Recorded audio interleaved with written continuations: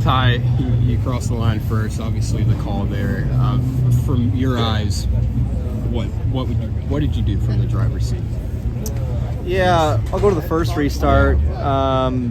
We got word that Nasty was maybe going to try and jump, and was asking race control if he'd get a mulligan if he did it. So I was just trying to anticipate his pace a little bit, and I went early on the first one.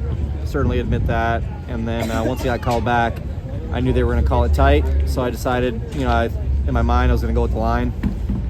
Rule states that you can increase your speed to the line. Got a fire in the box. Felt like I did that.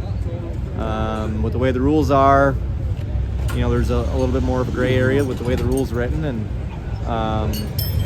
they made a judgment call in the biggest race of the year, and felt like took away the win from us.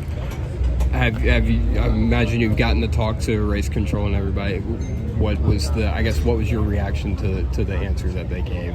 Yeah, I mean, they're in an even worse spot than the original spot they were in, right? They made a call to, if it was early, you're talking feet, right? Mm-hmm. Are you going to put yourself in that position in the biggest race of the year? They did that, and I felt like I had a really good argument, especially looking at the replay and looking at some of my previous restarts from earlier in the race.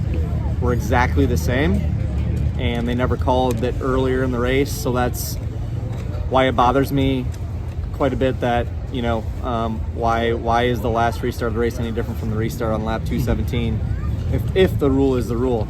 Clearly the rule is not the rule. So, very disappointed, to say the least. Obviously dominant race car, great looking car with the Menards yellow on it, and an iRacing on the hood. I've been beat down in my career, and I've had my fair share of blows. This might take the cake.